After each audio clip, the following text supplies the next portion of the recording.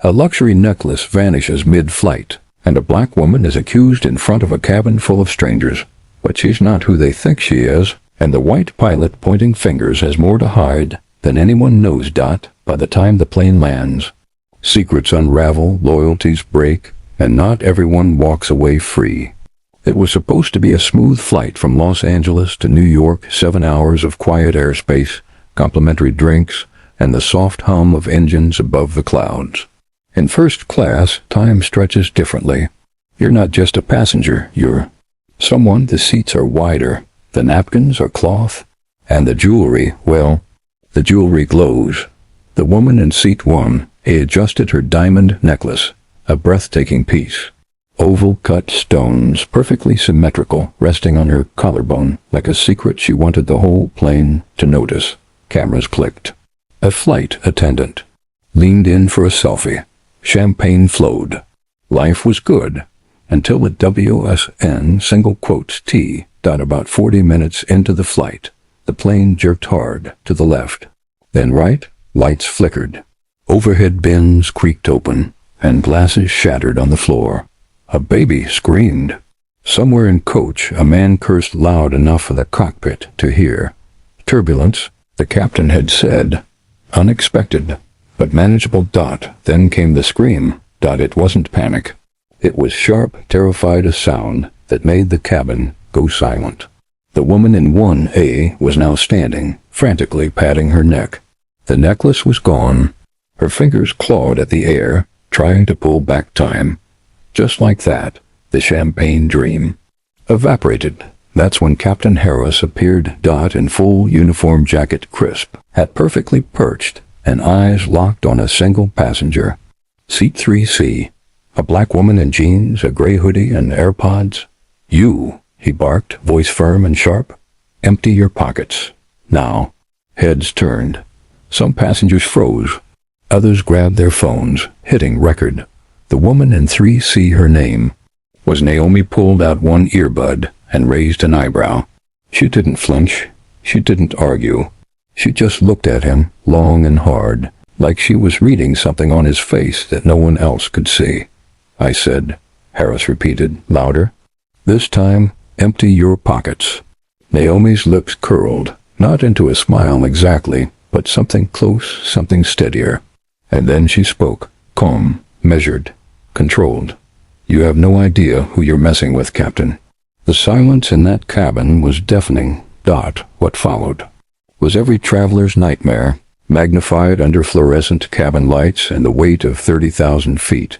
The flight attendants moved in. They apologized, but only just enough. They asked her to hand over her bag. She did. They unzipped it slowly, deliberately, turning it over, shaking out the contents onto a food tray. A passport, a paperback book, gum, lip balm, a laptop, headphones. Nothing out of the ordinary. No diamonds, no necklace. No reason to keep digging, but they did. A man in the row behind her leaned forward and whispered, "This is ridiculous." A woman across the aisle clutched her purse a little tighter. A kid asked his dad, "Is she going to jail?" Naomi sat still through it all, eyes forward, shoulders back, watching the captain more than the attendants, because while everyone else was staring at her, Naomi was staring at him, and she saw it, the nervous twitch in his left cheek, the clenched jaw, the quick glance he gave the younger flight attendant. She couldn't have been more than 24, standing near the galley, fiddling with her sleeves. Something was wrong, and Naomi knew how to spot it, because what Captain Harris didn't know, what none of them knew, was that Naomi Carter wasn't just some woman flying cross-country. She was on leave, paid leave, after spending the last 7 years as one of New York's finest undercover detectives. She hadn't solved hundreds of cases by accident. She noticed things other people missed. And right now, what she was noticing didn't add up. Why had Harris come out of the cockpit? Why was he so invested in this necklace? Why was that flight attendant avoiding eye contact, shaking like she'd seen a ghost? The whispers in the cabin grew louder. She must have done it. They should check the bathroom. First class is full of scammers these days. The weight of judgment pressed down on Naomi's chest, but she didn't let it show. Instead, she picked up her things as they were handed back to her.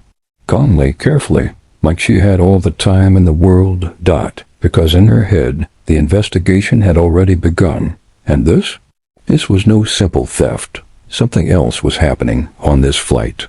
Something far more dangerous than a missing necklace. And Naomi Carter, Detective Carter, wasn't about to sit back and play the role of suspect. She was going to find the truth, even if she had to take this plane apart, piece by piece, to do it. Then, out of the corner of her eye, Naomi caught something else. The flight attendant, the younger one, with the ponytail and quiet eyes, standing by the curtain that separated first class from business. She was fidgeting. Not the kind of fidgeting you do when you're nervous about turbulence. This was deeper, controlled panic. Her hands kept drifting to her apron pocket, then pulling away. Her shoulders were too stiff. Her gaze never once met the captain's. Naomi blinked, slowly. Something wasn't right here, and she'd been trained to notice things exactly like this. 2 months earlier, Naomi standing on a rooftop in Brooklyn, rain falling sideways. She'd just handed off the final evidence bag in a trafficking sting that had taken nearly 2 years to crack. The headlines would later call her a hero. NYPD's Quiet Hammer, one of them wrote. But the truth? She was exhausted, mentally, physically, so she took her leave, told herself she'd rest, go see her aunt in Harlem, maybe travel, maybe finally exhale. Now here she was, on a plane, in a hoodie, trying to relax, and this man, this pilot, was pressing her like she was a criminal. Why? Why her? Why so aggressive? Why now? Something was wrong. And Naomi Carter was about to find out exactly what. Naomi didn't make a scene. She didn't throw accusations, didn't raise her voice, didn't even shift in her seat more than necessary. But she had clocked everything, every stare, every misplaced hand, every breath that sounded like it wanted to hide something. She waited for the drinks to come around again, waited for the passengers to get distracted by a movie or drift off into uncomfortable first-class naps, waited for the captain to retreat back into the cockpit like a man who'd played his part, made his accusation, and expected the world to follow along. Then, quietly, Naomi got up.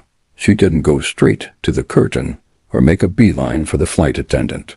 She stood slowly, adjusted her hoodie, stretched like someone fighting jet lag, and strolled toward the back of first class, past the galley, past the smirking businessman who hadn't stopped watching her since the search, past the woman in 1A. The one who'd lost the necklace. She was still sipping champagne, legs crossed, sunglasses now on, even though the cabin lights were dim. Her face didn't carry the panic of someone who just lost a 6-figure piece of jewelry. No pacing, no tears, no flurry of phone calls once the plane landed. Just stillness, calm. Maybe too calm. Naomi lingered a second too long, pretending to examine the snack tray. The woman looked up, lowered her sunglasses just enough to meet Naomi's eyes, and smiled. Naomi gave a nod and walked on. The bathroom was empty. She stepped inside, locked the door, and leaned against it for a moment, letting the hum of the engine fill her ears. Her heart was steady, her breathing slow. She reached into her back pocket and pulled out a small folded piece of paper, a relic from her old work crease-lined square. She used to write quick notes to herself. She was about to jot down the flight number and a reminder about the pilot's odd behavior when she noticed it. It wasn't there before. A piece of torn cardstock jammed into the frame behind the mirror, barely visible. Maybe a corner had been exposed when she leaned forward. Naomi pulled it out gently. On the back, scrawled in sharp black ink, were 6 words. The package is secure. Proceed as planned. Her stomach sank. She read it again. Slowly. The necklace wasn't the story. It was never the story. That theft, that dramatic scene in first class, was something else. A trick, a distraction, a smoke curtain to keep everyone looking one way, while something far more serious was happening behind the scenes. She tucked the note into her waistband and flushed the toilet just to cover any sound. Then she splashed cold water on her face, stared at her reflection for 3 full seconds, and walked back out like nothing had happened. On her way back to her seat, she passed the cockpit. The door was locked as expected, but the co-pilot, young, maybe 30 at most, was standing just outside it, speaking in a low voice to Captain Harris through the crack in the door. Naomi couldn't hear what was being said, but she saw the moment their eyes met. It was quick, barely a second, but something passed between them. Not words, fear, real. Fear. The co-pilot's jaw clenched. His shoulders straightened. Then he turned sharply and re-entered the cockpit, closing the door with a soft but certain click. Naomi sat back down. She didn't relax. She couldn't. She tapped her fingers against the edge of her tray table, thinking something was being moved, smuggled, something important. Maybe it was drugs. Maybe it was a weapon. Maybe it was something they didn't want customs to find. Either way, the pilot wasn't just flying this plane, he was controlling the entire atmosphere inside it. The timing of the necklace's disappearance, his aggressive behavior, the nervous flight attendant, the socialite's lack of concern, the co-pilot's anxiety, it all pointed to one thing. This was planned. All of it. Naomi reached down and quietly activated her phone's voice memo app. If anything happened, if things went sideways, she wanted evidence. Someone had to know what was going on up here, but before she could hit record, Jill, the head flight attendant, came rushing up the aisle. Her expression was tight, focused. She didn't stop at Naomi's row, didn't even glance her way. She headed straight to the galley and yanked back the curtain. The younger flight attendant, the one who had been so nervous earlier, was gone. Jill froze for a second, like she was trying to process what she was seeing. Or rather, what she wasn't seeing. She turned around and hurried back down the aisle, eyes darting from row to row. Naomi's hand tightened around the note in her pocket. The girl hadn't gone to the bathroom. She hadn't been reassigned. She had disappeared. Mid-flight. And no one was saying a word. No announcement. No concern from the captain. No crew member missing. Alert to the passengers. Just silence. And the slow descent into something Naomi didn't fully understand yet. She leaned back in her seat and closed her eyes for a moment. Not to sleep. Not to rest. To remember. To picture the layout of the plane. To retrace her steps. To figure out how someone could vanish into thin air at 30,000 feet. This wasn't a normal flight anymore. This was something else entirely. And now Naomi Carter knew. She wasn't just a witness, she was the only one who knew the truth. And if she didn't act soon, that truth was going to land with them, or vanish with the flight attendant. Either way, she had to move. But she had to be careful. Very, very careful. The turbulence outside had calmed, but inside the cabin the pressure was rising. Naomi knew it, could feel it in the way people were shifting in their seats, the way eyes darted, the way the flight attendants moved faster now, tighter, as if following invisible orders they didn't fully agree with. She didn't have time to wait for another clue. She needed answers, and she knew exactly where to start. She walked straight to seat 1A. The woman in the sunglasses was still there. Still perfect, still composed. But Naomi didn't ask for permission.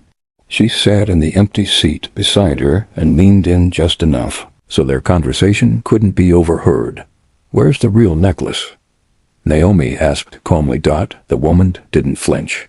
She just took a slow sip of her champagne and tilted her head slightly. Naomi's voice dropped lower. "I know the theft was staged.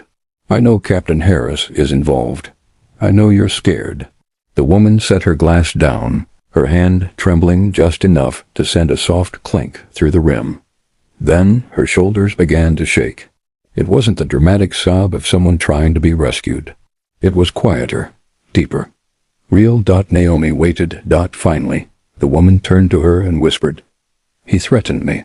Her voice cracked on the word threatened. Naomi didn't speak. She let her talk. "He said if I didn't play along, if I told anyone, he'd crash the plane. Said it wouldn't be the first time he made a problem disappear." Naomi's stomach turned. She studied the woman carefully. The diamonds she'd once admired were fakes. Decoys, bait. Why the necklace? Naomi asked. The woman glanced toward the cockpit, then back. It's a tracker, she whispered. A signal device. For people, girls, taken from different cities, different countries. It's how they move them. Quietly, disguised in first class. The necklace pings to a buyer. That's why he wanted it to look stolen, if anyone found it. She didn't finish the sentence. She didn't need to. Naomi leaned back in her seat, slowly. Her mind was racing. This wasn't about diamonds, or luggage. This was about lives. A trafficking network, mid-flight, in plain sight. She couldn't wait for landing. She needed backup now. She reached for her phone again, this time bypassing the memo app and opening a secure messaging system she still had access to from her days on the force. It was meant for emergencies only, silent alerts, no trace. She tapped out a coded message and sent it to a secure federal channel. Air Marshal support required. Flight compromised. Confirm status immediately. She waited. No reply. 2 minutes. Still nothing. Then, her phone vibrated just once. A message popped up from the Air Marshal office. 2 marshals on board. Relief washed over her. She wasn't alone. She scanned the cabin, trying to guess. Who? Which one? She stood and slowly walked the aisle, pretending to stretch. Her eyes moved from seat to seat. An older man in coach with a sports cap? Possibly. The woman in business class reading a finance magazine? Maybe. She was trained not to show her badge, not to blow their cover. But she needed one of them to see her. She made eye contact with the man in the cap. He blinked. Once. Twice. Then he gave the smallest shake of his head. She froze. Not a no. A warning. Compromised. The word slammed into her like a punch to the chest. Whoever those marshals were, whoever they were supposed to be, they were either in on it, or they'd already been taken out of the equation. Naomi turned to head back. Up front. That's when she heard the scream. It came from the cockpit. Passengers shot up in their seats. A flight attendant rushed toward the front. Naomi ran. The cockpit door was closed. Sealed. The co-pilot, earlier seen pacing nervously, was now on the floor, just outside the door. Motionless. Naomi dropped beside him and checked. His pulse. It was there. Weak. But there. She turned to the nearest attendant. Get me the manual override code, she barked. We don't have it, the attendant stammered. Only the captain. Then give me the intercom. The woman handed her the handset. Naomi pressed the button. Captain Harris, she said firmly. This is Naomi Carter. I know what you're doing. I know what you're carrying. And I know what that necklace really is. Silence. I need you to unlock the cockpit. Now. More silence. Then his voice calm, measured. 2. Calm. You shouldn't have gotten involved. The intercom clicked off. Seconds later, the plane banked sharply to the left. Alarms chirped. Oxygen masks dangled halfway from their compartments before resetting. A few passengers cried out. Naomi stood up straight, breathing hard. The plane was no longer following its flight path. They were off course. She looked at the unconscious co-pilot again, then at the sealed cockpit door. She could hear movement inside, but it wasn't the sound of a man navigating a plane. It was the sound of someone stalling, hiding, preparing. Naomi turned to the flight attendants, who were now huddled together, scared and unsure. Get the passengers calm, she said. Tell them it's turbulence. Whatever lie you have to tell them, do it. Then she moved toward the avionics cabinet, tucked behind the cockpit wall. She didn't have access to the full system, but she had enough training to know where certain ports were hidden. She was going to try something. If the marshals were compromised, if the co-pilot was down, if Harris had locked them out, someone had to take control of this situation. And right now, the only person with their eyes open and their hands steady was her. Detective Naomi Carter had sat quiet long enough. Now, it was her move. There wasn't much time. Naomi moved fast, carefully, but without hesitation, kneeling in front of the avionics panel just behind the cockpit wall. Her fingers slid across the tiny screws. Her eyes scanned for the port she remembered from her training days. A maintenance bypass that, when accessed correctly, could send audio through the cockpit's intercom. Not control, not flight systems, but a voice. A chance to reach him. A chance to distract him. She found it. Small, hidden, meant to be invisible to passengers. Naomi pulled out her phone and connected the wire she kept, tucked in the back of her case, one of those pieces of equipment she carried out of habit more than expectation. Now it mattered. Now it could save lives. She typed quickly, initiating the signal, overriding the normal feed. A tiny green light blinked. She was in. And then with a deep breath, Naomi spoke into her phone. "This is Detective Naomi Carter," she said.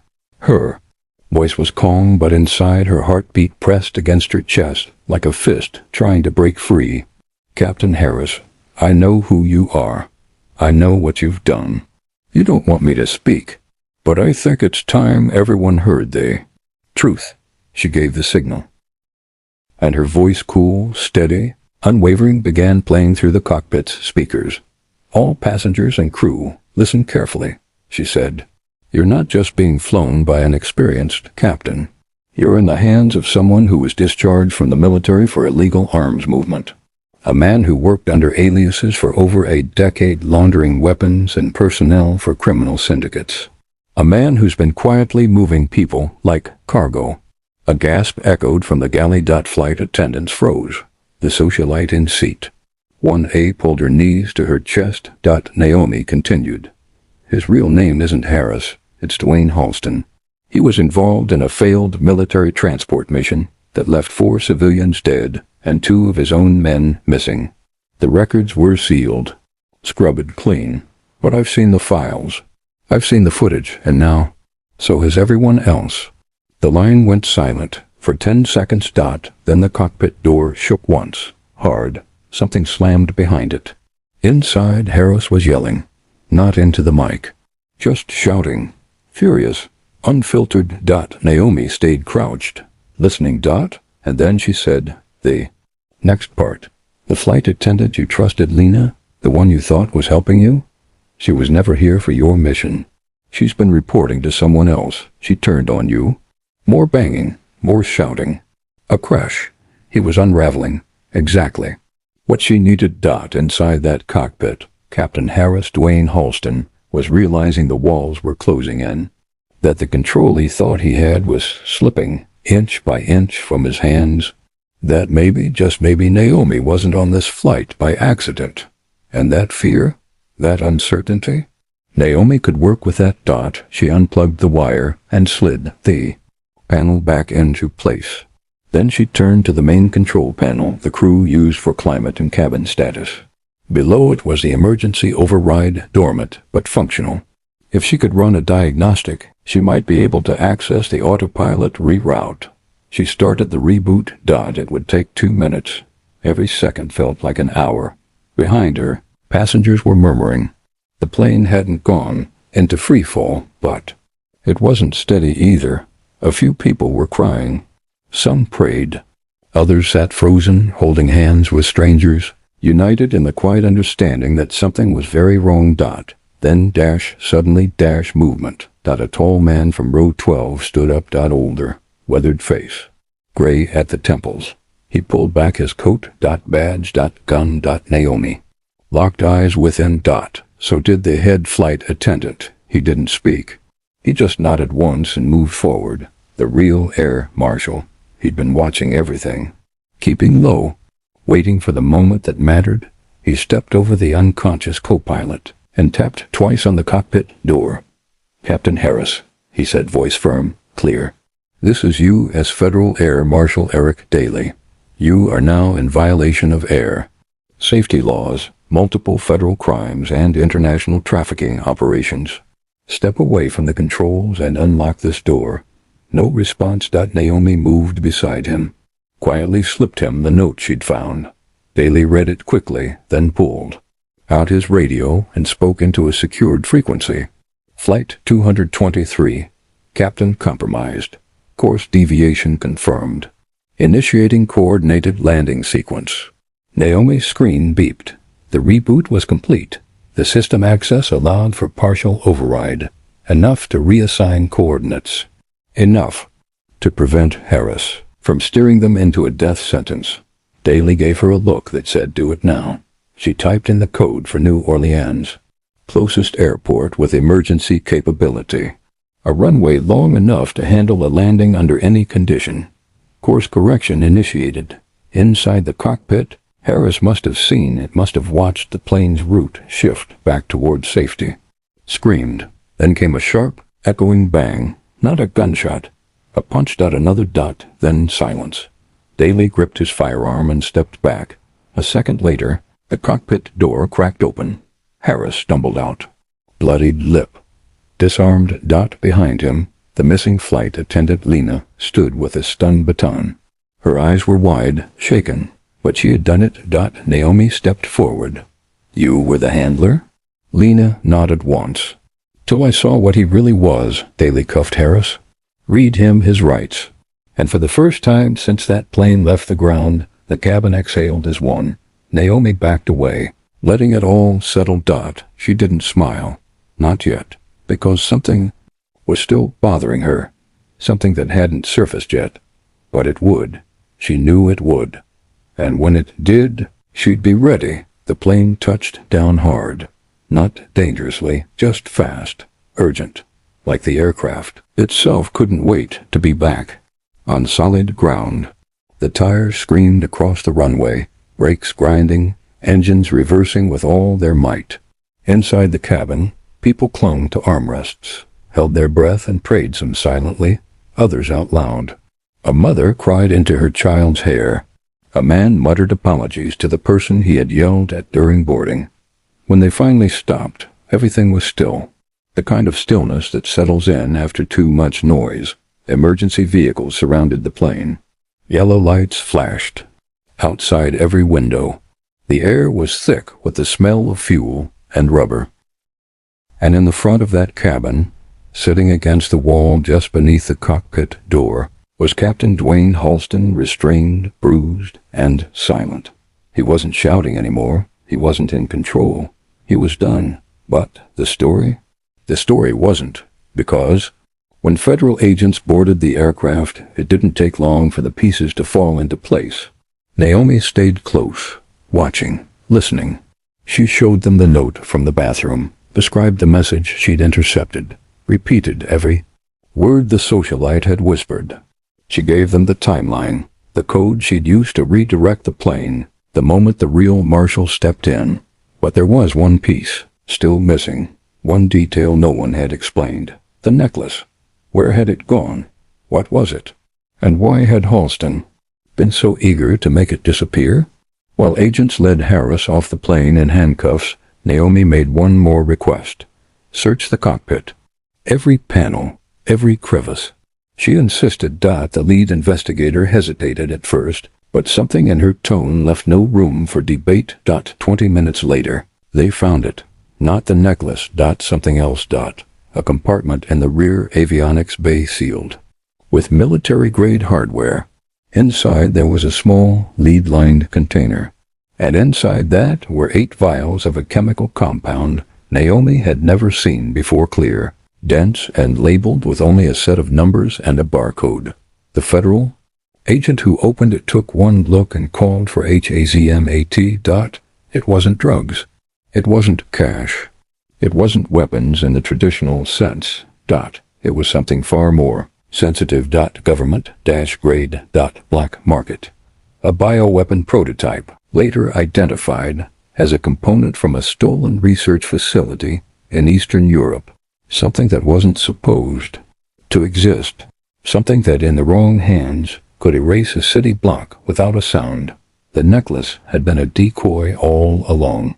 A performance designed to stir up chaos. Keep eyes on the woman in 3C. Keep ears on the wrong conversations. Let Harris and whoever he was working with move something through the skies that never should have left the ground. And if Naomi hadn't been on that flight, if she hadn't noticed the nervous glances, the trembling hands, the pressure behind Harris's voice, no one would have stopped it. They would have landed in New York, the cargo would have disappeared, and by the time anyone figured it out, it would have been far too late. The passengers were finally allowed to deboard slowly, in small groups, guided by agents and law enforcement. Some thanked Naomi. Others just stared at her, still trying to piece together what had happened. A few cried, a few prayed. One little girl offered Naomi her stuffed bear. "You were the bravest," she said. Naomi smiled gently and gave it back. "So were you." Then she stood in the center of the first-class cabin, her hoodie soaked in sweat, her face lined with exhaustion, her hands steady. She reached into her back pocket and pulled out her badge. "Detective Naomi Carter," she said aloud, to no one in particular, but loud enough that everyone heard. The crew, the passengers, the investigators. For hours she'd played the role of the accused, the outsider, the woman they stared at, whispered about, doubted. Now they saw her for who she really was, and no one said a word because there was nothing left to say. Days later, in a secure evidence facility miles away, a metal drawer was opened under strict supervision. Inside, lying among tagged bags and locked containers, was the necklace. The fake one, still beautiful, still gleaming, still untouched since it had been logged, bagged, and sealed after the incident. A technician opened the drawer for routine transfer. He looked away for just a moment to sign a form, and when he looked back, the necklace was gone. No alarm. No damage. Just gone. In the corner of the security feed, a shadow moved through the doorway, a person in a maintenance uniform, face hidden, clipboard in hand. Credentials forged so well, even the system approved them. They picked up the necklace, turned it over once, and smiled. A tiny green light blinked beneath the clasp. Still active, still transmitting, still waiting for the next move. And somewhere, across the ocean, a signal was received. A screen lit up. A dot began to pulse on a digital map. The plane had landed. But the mission? The mission was still a live dot. So if you're listening to this now, wherever you are on the train, in your car, walking your dog, or sitting alone in your living room, remember this. Pay attention, to the uneasy silence in a crowded room, to the person who watches too closely, or not at all, to the thing that seems a little too rehearsed, because the next Naomi Carter might be sitting 2 rows behind you, and the next Dwayne Halston might be flying your plane, and if you see something that feels wrong, speak. Ask questions, trust your gut, because sometimes the person who changes everything isn't in uniform. Sometimes it's just you. Stay sharp, stay safe, stay loud. And hey, if this story got your heart racing, if you love suspense, mystery, and unexpected heroes, subscribe to the channel. That's how we keep telling stories like this one. Twisted truths, high-stakes moments, characters you won't forget. Tap that subscribe button, leave a comment, and share it with someone who loves a good story. Until next time, you never know who's watching.